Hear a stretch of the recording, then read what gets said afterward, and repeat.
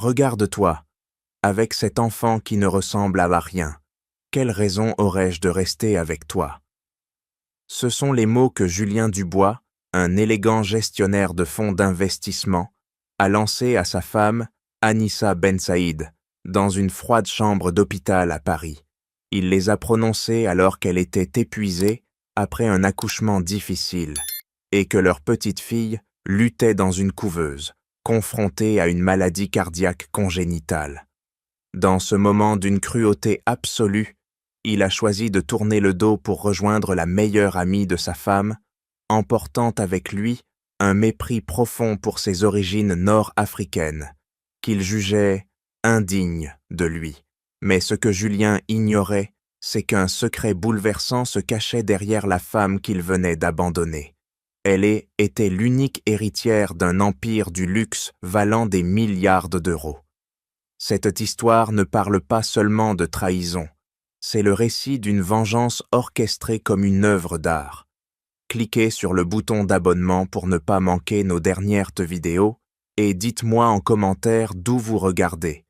Croyez-moi, vous voudrez découvrir à quel point une vengeance à la française peut être raffinée et magistrale. Paris, la ville des Lumières, brillait ce soir-là d'un éclat trompeur. Dans le quartier du Marais, où les rues le pavé serpentaient entre des bâtiments haussmanniens aux façades élégantes, Anissa Bensaïd et Julien Dubois vivaient une existence qui semblait sortie d'un conte de fées moderne. Leur appartement, niché au cœur de ce district branché, était un havre de sophistication, meubles design, œuvres d'art contemporaines, accrochées aux murs et une vue imprenable sur les toits de la capitale. Anissa, architecte talentueuse d'origine algérienne, avait gravi les échelons par sa seule détermination. Née dans un quartier modeste de Marseille, elle avait fui les préjugés pour conquérir Paris, où son génie créatif s'épanouissait dans des projets audacieux. Mais derrière les sourires polis de ses collègues, elle sentait souvent le poids des regards obliques, ses murmures à peine voilés sur sa peau mate, ses cheveux noirs ondulés, et ses origines nord-africaines qui, pour certains, la rendaient exotique au mieux, inappropriée au pire. Julien, quant à lui, était l'incarnation du Parisien ambitieux. Gestionnaire de fonds d'investissement chez une firme prestigieuse, il naviguait dans les cercles élitistes avec une aisance naturelle. Cheveux impeccablement coiffés, costumes sur mesure, il collectionnait les succès professionnels comme d'autres accumulent des trophées. Leur mariage, célébré 2 ans plus tôt dans un château en Île-de-France, avait été l'événement de l'année pour leurs amis. Anissa avait cru trouver en lui un allié, un homme qui voyait au-delà de sa couleur de peau, qui admirait sa force et son intelligence. Pourtant, les fissures étaient bientôt là, subtiles mais persistantes.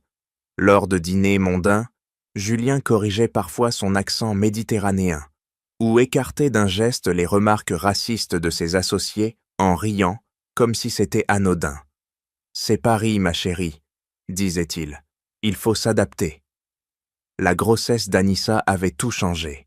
Elle avait porté Yasmina avec une joie mêlée d'anxiété, sentant déjà les regards scrutateurs sur son ventre arrondi. Dans les couloirs de son agence d'architecture, les collègues murmuraient « Une mère célibataire, en herbe, avec son background, ça va être compliqué. » Anissa serrait les dents, se concentrant sur ses plans, ses esquisses qui transformaient dans des ruines en chefs-d'œuvre.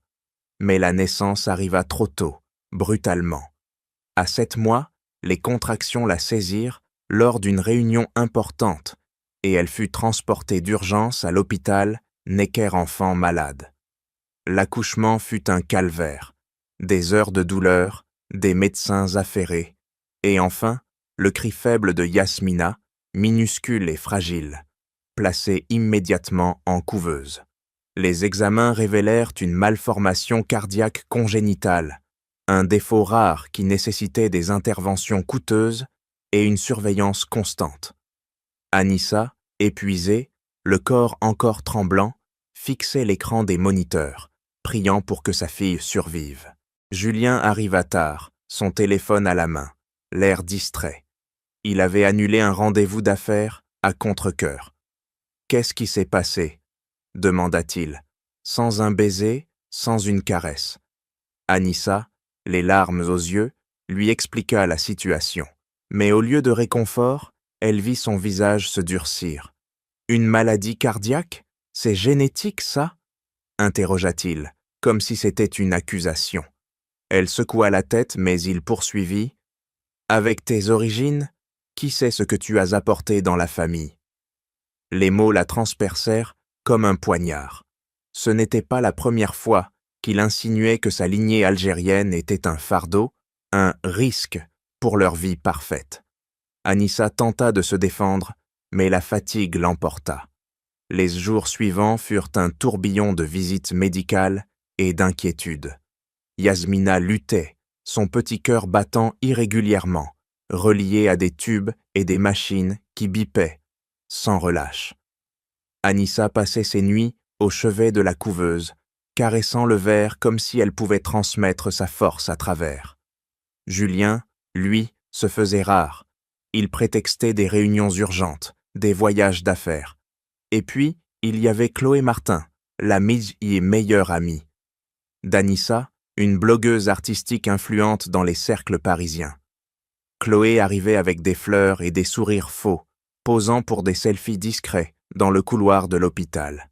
« Ma pauvre », disait-elle en serrant Anissa dans ses bras, mais ses yeux trahissaient une satisfaction malsaine.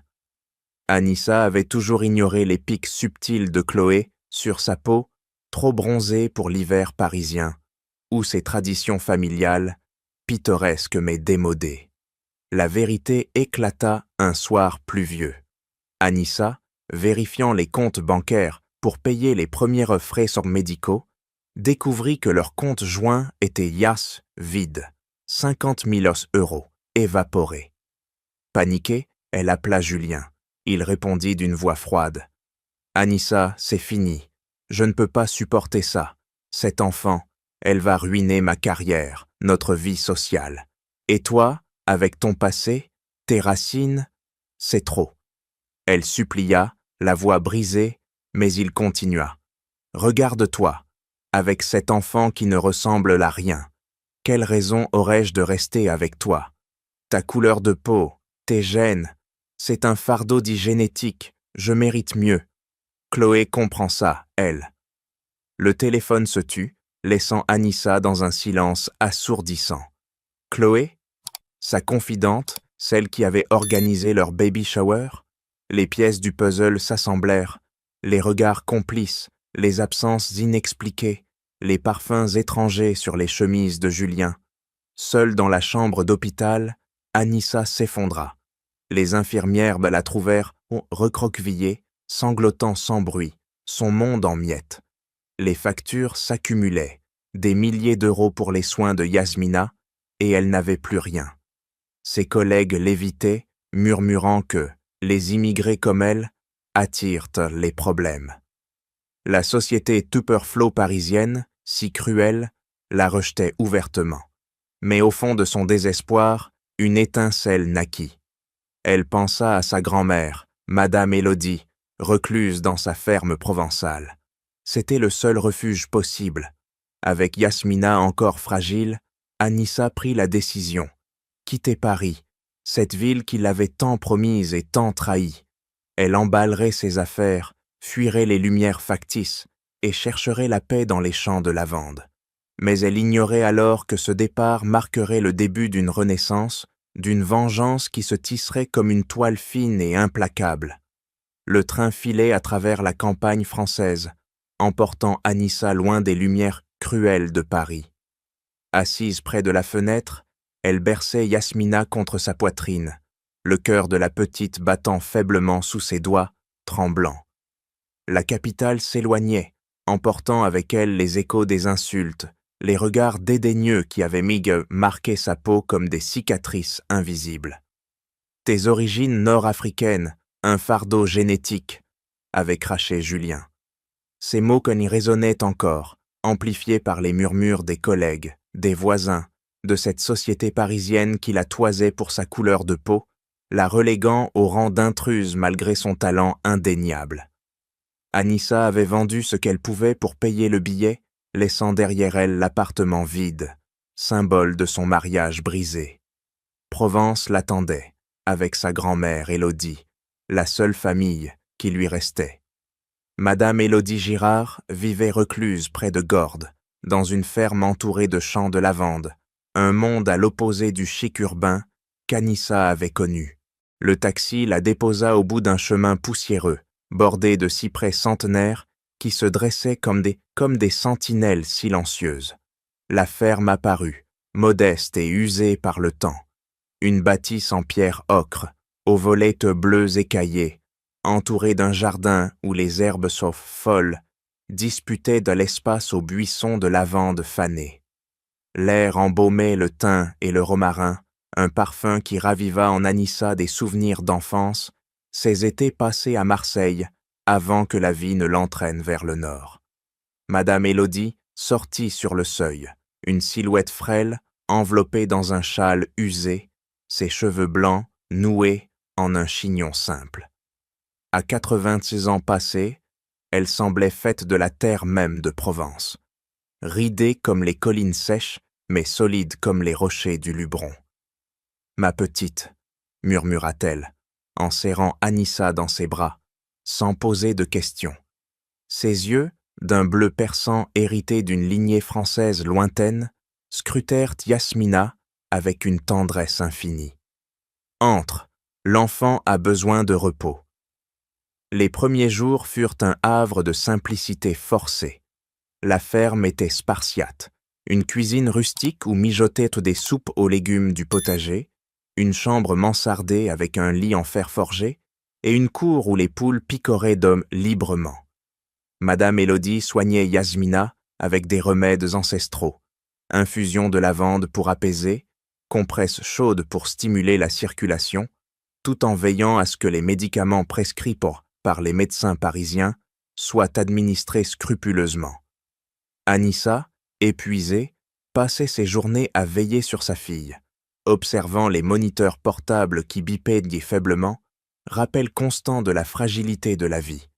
Mais la nuit, les démons revenaient, les mots de Julien, le sourire faux de Chloé, et ces innombrables fois où on l'avait rabaissée pour sa peau mate. « Tu étais trop différente pour réussir ici », avait dit un client lors d'un projet architectural.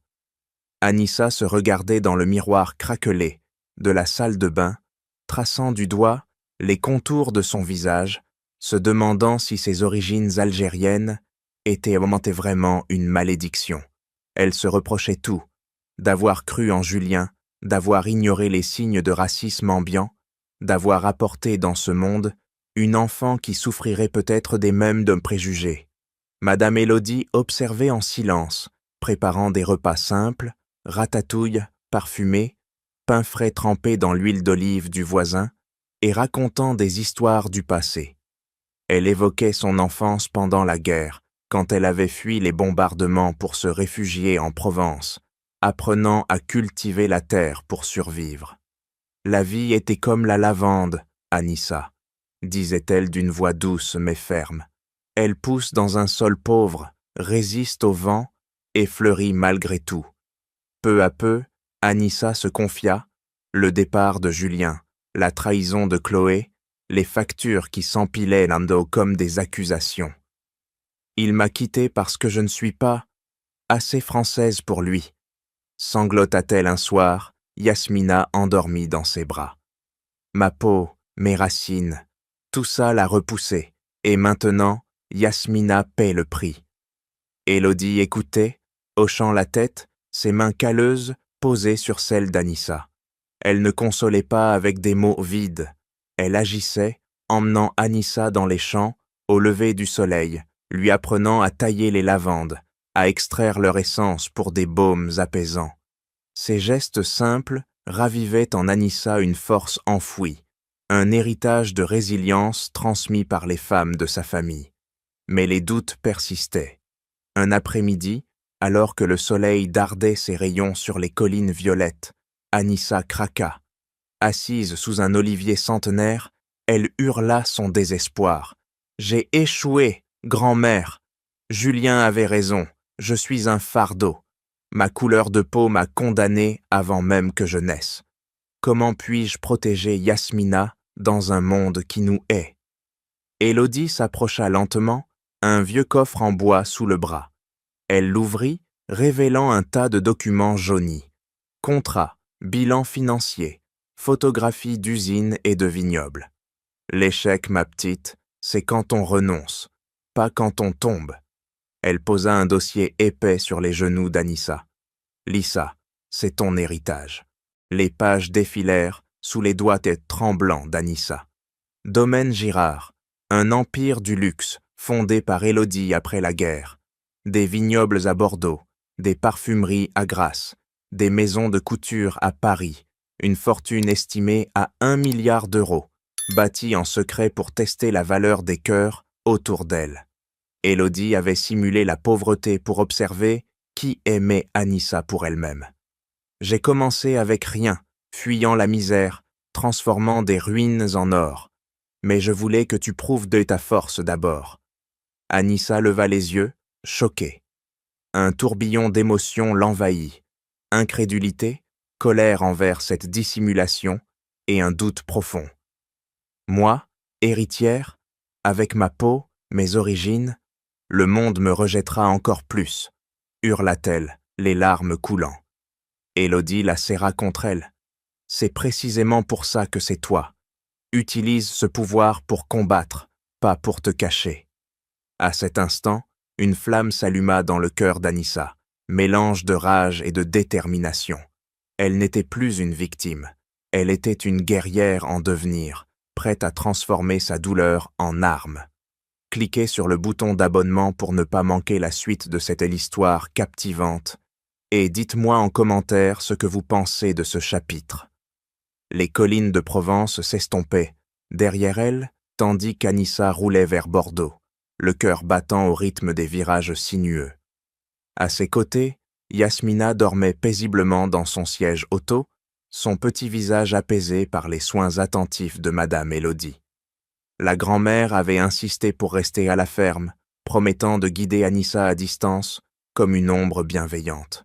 « Va, ma petite, et montre-leur ce que vaut une femme comme toi, » avait-elle dit, ses yeux brillants d'une fierté farouche. Anissa serrait le volant, les documents de l'héritage rangés dans son sac comme une arme secrète. 1 milliard d'euros.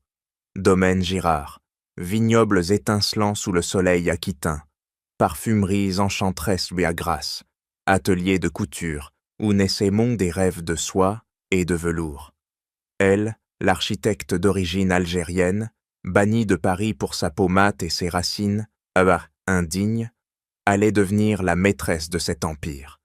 Mais elle savait que le chemin serait semé d'embûches, de ces regards qui la jugeaient avant même qu'elle n'ouvre la bouche. Le siège social de Domaine Girard se dressait à Bordeaux comme un palais moderne.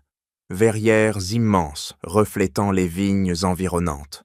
Bureaux aux lignes épurées, où l'air embaumait le bois précieux et les essences rares.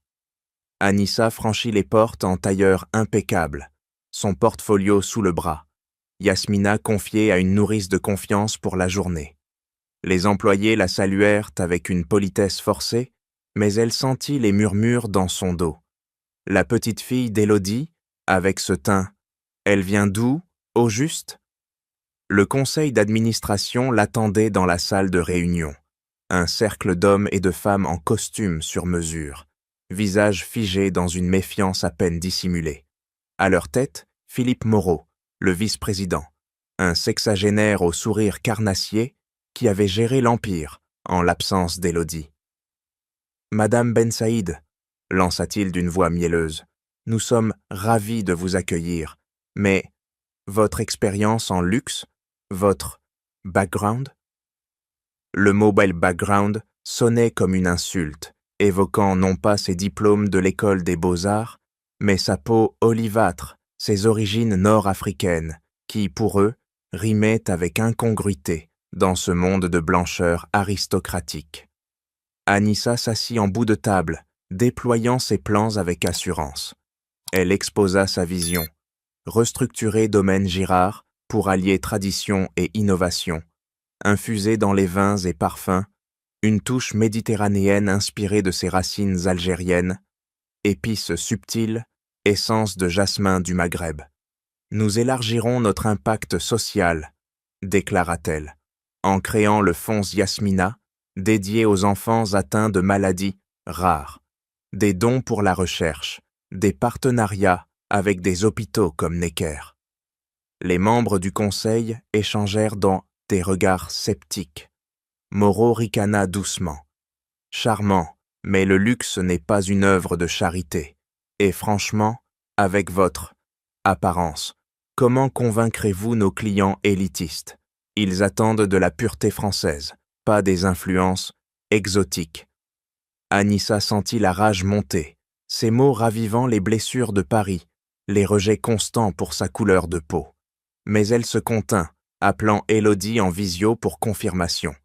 La grand-mère apparut à l'écran, depuis sa ferme, affirmant d'une voix ferme « Anissa était ma légataire, suivez-la ou partez. » Les semaines suivantes furent un tourbillon d'activités. Anissa s'installa dans un bureau dominant les vignes, analysant les comptes, réorganisant les équipes. À Grasse, elle visita les distilleries, inhalant les arômes de rose et de lavande, imaginant des fragrances qui fusionneraient l'élégance française avec la chaleur du Sud. Mais les résistances s'intensifiaient. Des employés loyalistes à Moreau sabotaient comme subtilement ses initiatives. Rapports égarés, réunions annulées, et ses commentaires de racistes glissaient dans les couloirs. Elle pense qu'avec sa peau basanée, elle peut diriger? C'est une insulte à notre et son héritage. Anissa engagea un détective privé pour traquer Julien et Chloé, accumulant des preuves, photos d'eux dans des restaurants chics, relevés bancaires, montrant les fonds volés, investis dans leur vie luxueuse. Elle ourdissait son plan de vengeance, raffiné comme un parfum, infiltrer le fonds de Julien via des investissements stratégiques, exposer Chloé lors d'un événement artistique. Mais d'abord, consolider son pouvoir. La tension culmina lors d'une réunion cruciale à Bordeaux. Anissa présentait le lancement du fonds Yasmina, un gala à Paris, des partenariats avec des hôpitaux et une ligne de produits dont les profits iraient à la cause. Moreau se leva, rouge de colère. « C'est absurde, vous voulez dilapider notre empire pour des enfants malades? Et vous, avec vos origines immigrées, vous osez imposer ça? Votre couleur de peau seule suffit à ternir notre image. Allez vendre vos idées en Algérie. » Les mots fusèrent comme des balles, déclenchant un tumulte. Anissa se dressa, les yeux flamboyants. « Mon background est ma force. J'ai bâti ma carrière malgré des gens comme vous. Et cet empire, il est à moi maintenant. » Elle activa un enregistrement d'Élodie, confirmant son autorité absolue. Le conseil se tut. Mais Moreau persista, ralliant des alliés pour un vote de défiance. Anissa, tremblante de fureur, les défia. « Votez, mais sachez que j'ai des preuves de vos malversations, pots de vin, comptes offshore. » Le détective avait fait du bon travail. Moreau blêmit, et dans un geste décisif, Anissa le licencia sur le champ, escorté par la sécurité sous les regards stupéfaits. Les autres se rangèrent, terrifiés. Elle sortit de la salle, le cœur en feu, sa détermination aiguisée comme une lame. Le pouvoir était sien, et avec lui, les outils pour une vengeance qui marquerait les esprits. Paris étincelait sous un ciel d'automne, ses boulevards animés par le flux incessant des affaires et des ambitions. Anissa, désormais à la tête de Domaine Girard, avait élu domicile dans un hôtel discret près de la Bourse, un pied-à-terre stratégique pour orchestrer sa revanche. Yasmina, en sécurité à Provence sous la garde attentive d'Élodie, progressait lentement grâce aux meilleurs spécialistes financés par l'Empire. Anissa portait encore les cicatrices de la trahison, ses blessures invisibles ravivées par chaque regard oblique dans les rues d'âme de la capitale. Sa peau mate, ses traits petits méditerranéens, attiraient toujours les murmures. Une Arabe aux commandes d'un empire français? Quelle farce! Mais elle transformait cette haine en carburant, un feu intérieur qui la propulsait vers son objectif premier. Julien Dubois, l'homme qui l'avait abandonnée au moment le plus vulnérable, la traitant de fardeau génétique pour masquer sa propre lâcheté. Le fonds d'investissement où Julien régnait en maître se nichait dans un immeuble haussmannien du quartier des affaires, un bastion de pouvoir où l'argent dictait les règles. Anissa, par l'intermédiaire de Domaine Girard, avait discrètement acquis une part significative des actions, devenant un actionnaire stratégique influent. Elle n'agirait pas par la force brute. Sa vengeance serait un poison lent, raffiné comme un vin de Bordeaux millésimé. Elle engagea une équipe d'auditeurs indépendants, des experts en forensic accounting, pour plonger dans les comptes du fonds. Les rapports affluaient, transactions opaques, commissions occultes, investissements risqués masqués sous des façades légitimes. Julien, inconscient du piège qui se refermait, paradait encore dans les cercles élitistes, Chloé à son bras, dépensant sans compter l'argent volé sur leurs comptes joints. Anissa les observait de loin, via des détectives, accumulant des preuves qui laissaient entrevoir leur vie de faux semblants. Dîner chez des étoilés Michelin, week-end à Deauville, tout financé par la trahison. La première fissure apparut lors d'une réunion anonyme des actionnaires. Anissa, masquée derrière un représentant, exigea un audit interne complet sur les pratiques éthiques. Des irrégularités ont été signalées, déclara son émissaire, un avocat impitoyable.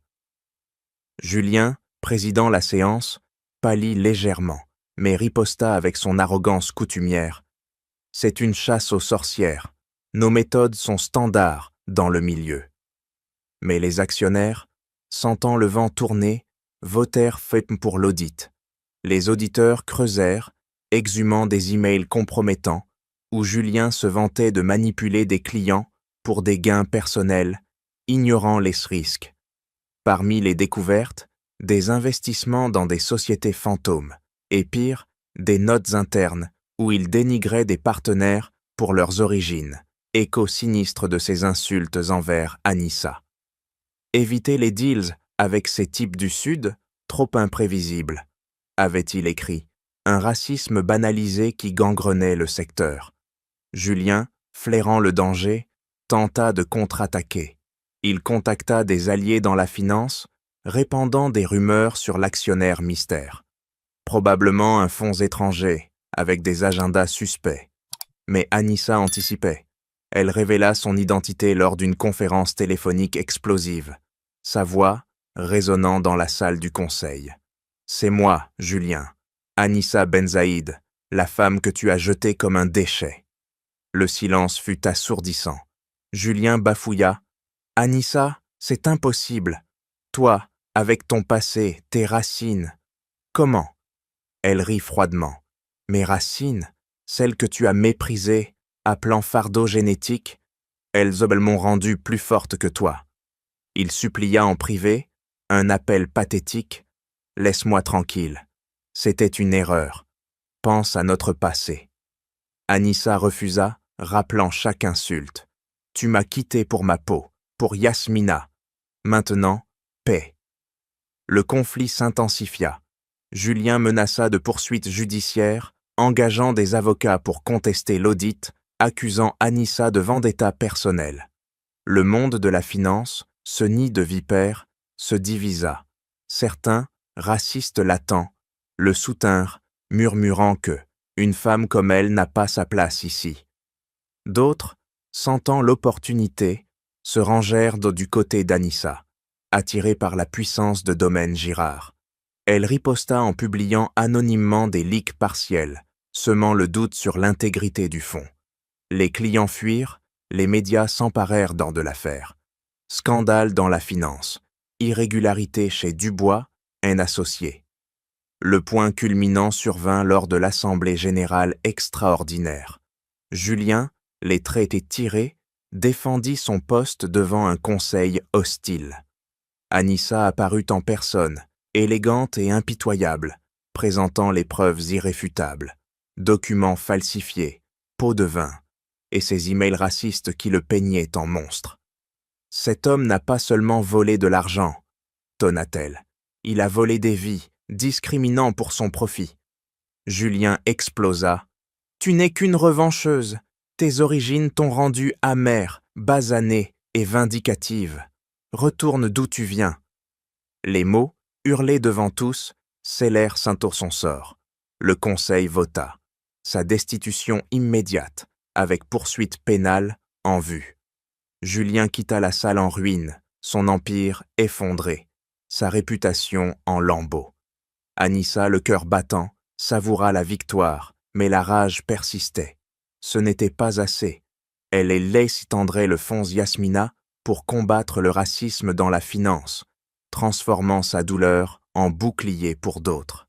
Cliquez sur le bouton d'abonnement pour ne pas manquer la suite de cette histoire captivante et dites-moi en commentaire ce que vous pensez de ce chapitre. Les lumières du petit palais scintillaient comme des étoiles captives dans la nuit parisienne, transformant le musée en un temple de l'élégance et de l'intrigue. Ce soir-là, le gala de charité artistique battait son plein, attirant le gratin de la société. Artistes renommés, mécènes fortunés, influenceurs drapés dans des robes couture qui murmuraient dans des secrets au rythme des verres de champagne. Anissa Ben Saïd, maîtresse incontestée de Domaine Girard, avait orchestré l'événement avec une précision chirurgicale. Vêtue d'une robe noire fluide, inspirée des dunes algériennes, rehaussée d'un collier de perles rares de Grasse, elle évoluait parmi les invités comme une ombre vengeresse. Sa peau mate brillait sous les lustres, défiant les regards qui, autrefois, l'avaient remis rabaissée. Mais ce soir, elle n'était plus la victime.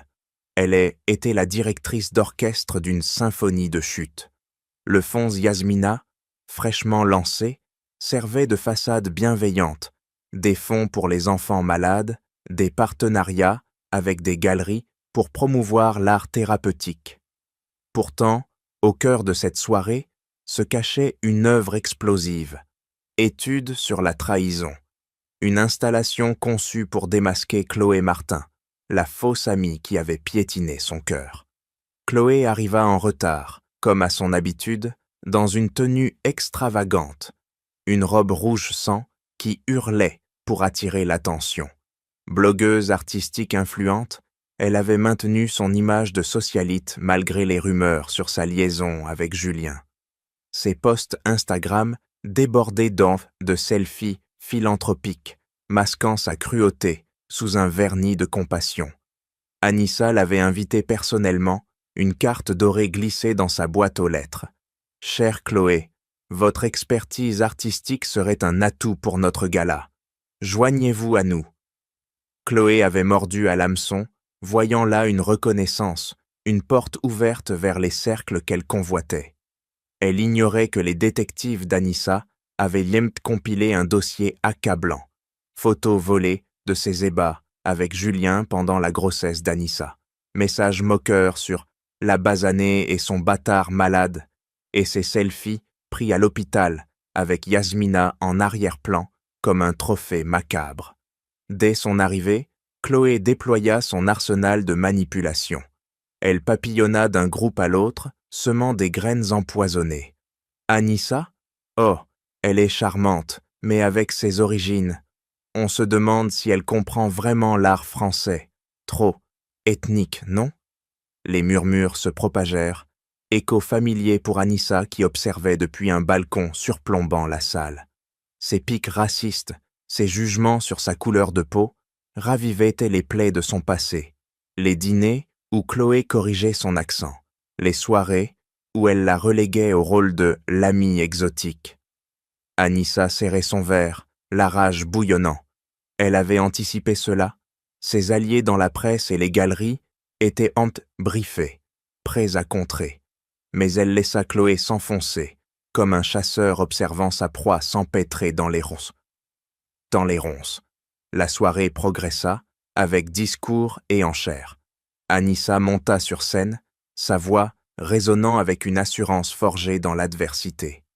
Ce soir, nous célébrons l'art comme un miroir de l'âme humaine.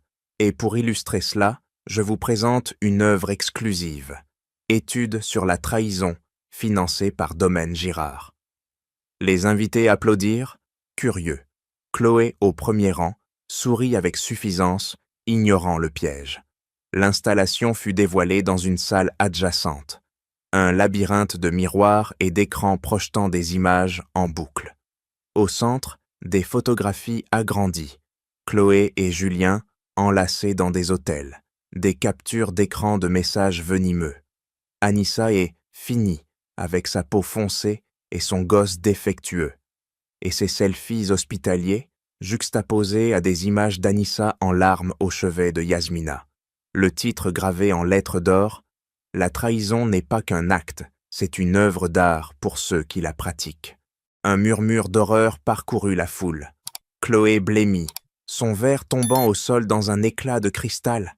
Elle se rua vers Anissa, qui descendait de scène. « C'est toi, espèce de salope basanée! Tu oses m'humilier comme ça? Tes racines de sauvage t'ont rendue folle !» Les mots fusèrent un torrent de venin raciste qui choqua l'assistance. Anissa resta calme, mais ses yeux flamboyaient. « Tu as pris des selfies pendant que ma fille luttait pour sa vie. Tu as ri de ma peau, de mes origines. Maintenant, le monde voit ta vraie couleur. » Chloé, hystérique, tenta de détruire un écran, mais la sécurité intervint. Les flashs des photographes crépitèrent, immortalisant sa déchéance. Les invités, outrés, se détournèrent. Artistes influents annulèrent des collaborations, mécènes retirèrent de leur soutien. Les deux réseaux sociaux s'enflammèrent en minutes. Cette trahison au petit palais, avec des captures d'écran virales. Chloé, traînée dehors, hurla des insultes finales. « Tu n'es qu'une immigrée vengeresse. Paris te rejettera. » Mais c'était elle qui était rejetée, son empire de faux semblants effondré. Anissa, seule dans un coin du musée, savoura l'instant. La vengeance n'était pas douce, il était cathartique, un baume sur ses blessures raciales. Chloé disparut des radars sociaux, fuyant vers une obscurité méritée, tandis qu'Anissa renforçait son engagement. Le fonds Yasmina intégrerait des programmes contre le racisme dans l'art, transformant sa douleur en lumière pour d'autres. Ce soir-là, sous les étoiles de Paris, elle se sentit enfin libre, prête à affronter les ombres d'Odi restantes de son passé. Les vignobles de Bourgogne s'étendaient comme un tapis d'or sous le soleil couchant, leurs grappes lourdes promettant des millésimes d'exception. Anissa Ben Saïd avait quitté Paris pour ce havre rural, supervisant la restauration d'un chai ancestral appartenant à Domaine Girard. L'ancienne cave, avec ses voûtes de pierre moussue et ses tonneaux centenaires, représentait un nouveau chapitre pour elle, un projet architectural où elle infusait son expertise, fusionnant l'histoire française avec des touches méditerranéennes subtiles. Yasmina, maintenant plus forte grâce au traitement financé par le fonds, jouait à Provence sous l'œil vigilant d'Élodie, laissant Anissa se concentrer sur son empire, en expansion. Mais les ombres du passé persistaient, ces blessures raciales qui la hantaient, les insultes de Julien, les piques de Chloé, et ses regards locaux qui, même en Bourgogne, la jugeaient pour sa peau olivâtre. Une étrangère aux commandes, murmuraient les villageois, rappelant que sa victoire sur ses ennemis n'avait pas effacé les préjugés du monde. C'est dans ce chai en rénovation qu'elle rencontra Luc Fournier. Artisan restaurateur de bois et de patrimoine, il était un homme taillé dans le chêne qu'il sculptait, épaules larges, mains calleuses, marquées par des années de labeur, et un regard brun profond qui semblait sonder les âmes. Luc ne savait rien d'elle au début. Pour lui, Anissa était simplement la nouvelle directrice du projet, une femme au plan précis et à l'œil aiguisé pour les détails. Il travaillait sur les poutres anciennes, les polissant avec une patience infinie, tandis qu'elle inspectait les lieux. Leur première conversation naquit d'un désaccord banal. Elle voulait intégrer des motifs inspirés d'arabesques algériennes dans les ornements. Il plaidait pour une fidélité stricte au style bourguignon. « Le bois raconte une d'histoire, madame, » dit-il d'une voix grave, essuyant la sueur de son front. « Changez-la trop, et vous la perdez. » Anissa, intriguée par sa passion, céda un peu, et ainsi commença un dialogue qui s'étendit au-delà du chantier. Les vauchures devinrent semaines, et leur relation s'épanouit lentement, comme une vigne s'enracinant dans un sol fertile. Luc l'invitait à des pauses dans les vignes, partageant des histoires de son enfance en Bourgogne, de son veuvage précoce qui l'avait laissé avec 2 enfants à élever seul. Il admirait son intelligence, sa résilience, sans jamais poser de questions sur son passé. Anissa, pour la première fois depuis longtemps, se sentait vue pour ce qu'elle était, une femme forte, créative, non une exotique ou une basanée.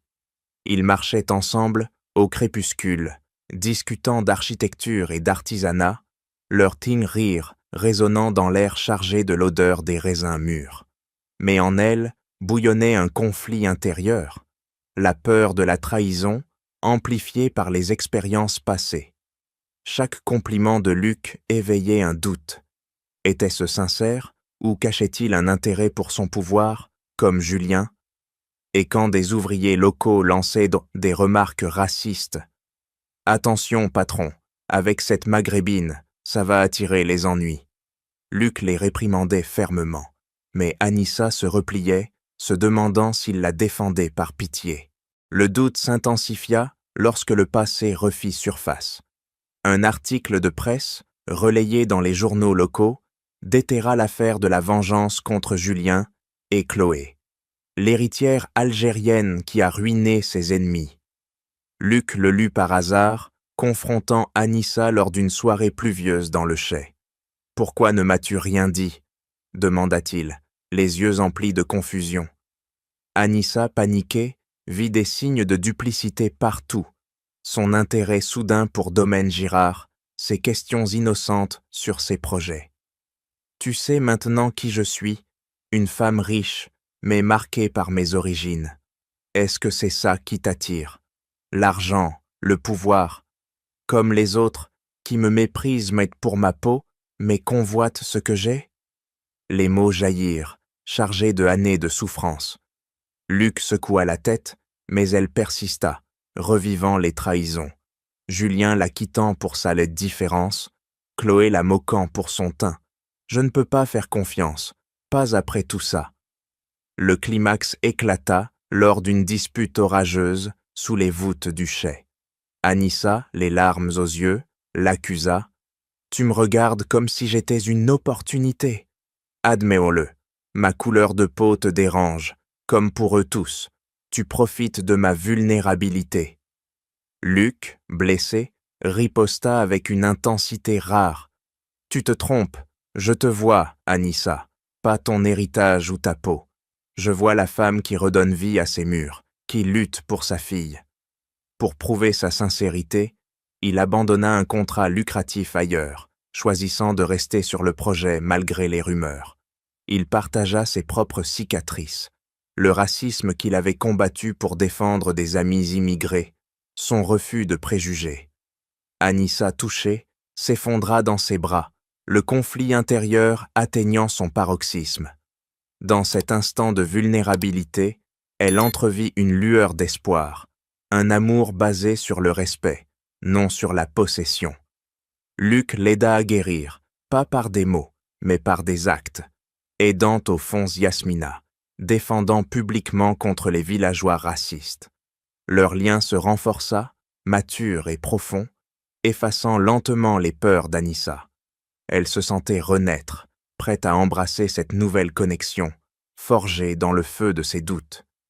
Cliquez sur le bouton d'abonnement pour ne pas manquer la suite de cette histoire captivante et dites-moi en commentaire ce que vous pensez de ce chapitre. Le soleil de Provence baignait la ferme d'Élodie d'une lumière dorée, peignant les champs de lavande en un violet vibrant qui ondulait sous la brise. Des années gavepives passées depuis les batailles d'Anissa Ben Saïd et la vieille bâtisse, autrefois refuge d'une femme brisée, était devenue le cœur d'une famille recomposée. Anissa et Luc Fournier, mariés depuis 5 ans, vivaient désormais ici avec leurs enfants. Yasmina, désormais une adolescente rayonnante de 13 ans, son cœur stabilisé par des années de soins méticuleux, et leurs 2 cadets, Nour et Camille, des jumeaux turbulents nés de leur union.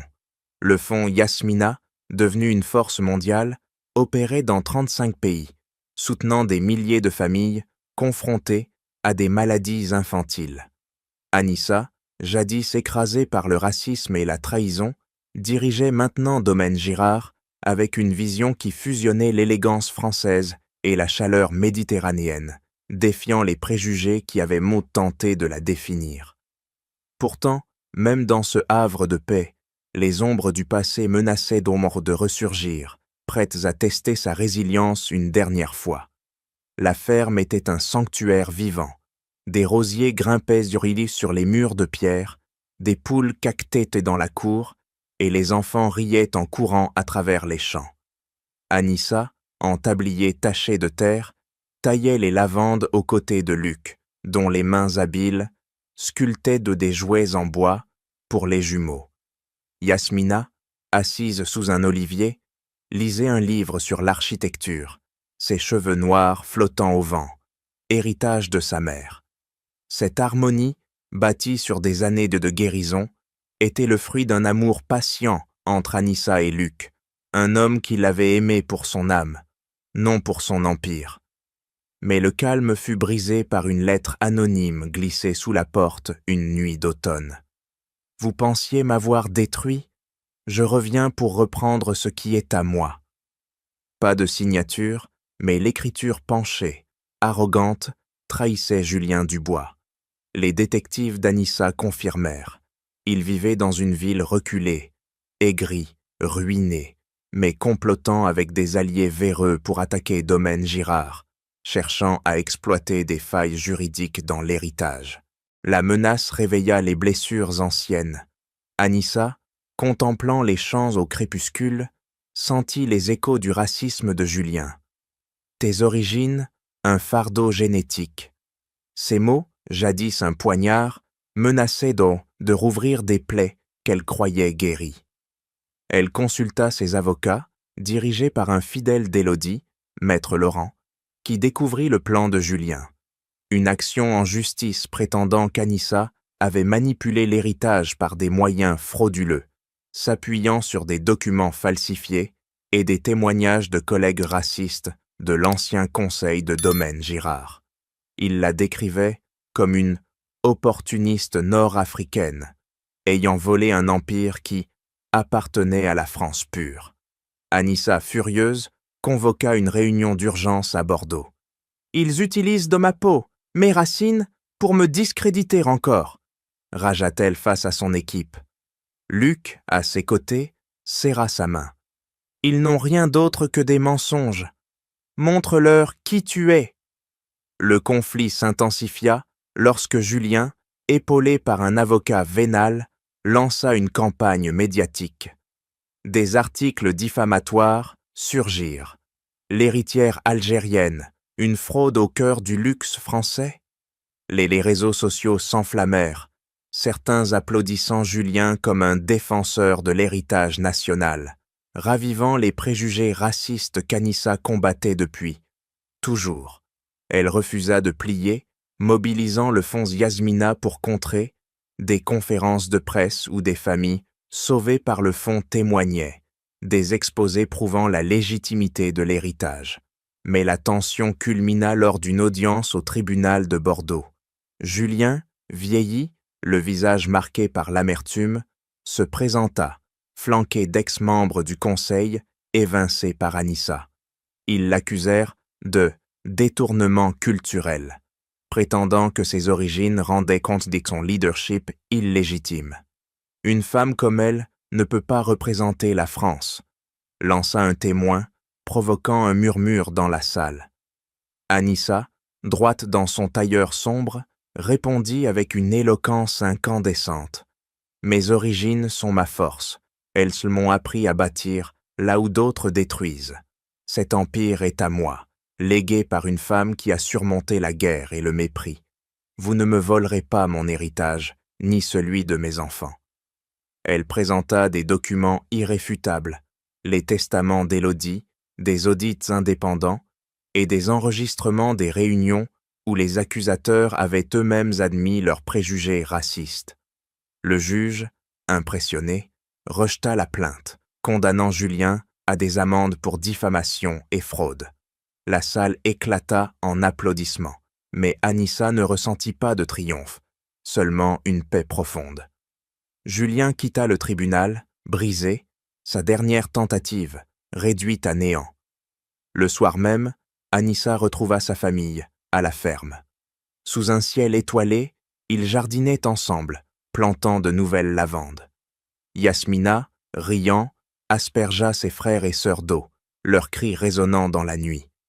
Anissa, regardant Luc, sut que son véritable héritage n'était pas l'argent, mais cette famille, ce refuge où sa peau n'était plus un fardeau, mais une histoire de résilience. Le fond Yasmina continuerait, portant sa voix contre le racisme, pour Yasmina, pour Élodie, pour toutes celles teuillées. Celle Gaulle rejetée, dans les champs violets, elle trouva la liberté. Merci d'avoir suivi l'histoire captivante d'Anissa Ben Saïd dans l'héritage de la lavande. Qu'en avez-vous pensé? Partagez vos réflexions et émotions dans les commentaires. Je suis impatient de lire vos retours. N'oubliez pas de cliquer sur le bouton d'abonnement pour ne pas manquer nos prochaines histoires et dites-moi d'où vous nous regardez. Un grand merci pour votre soutien et à très bientôt pour une nouvelle aventure.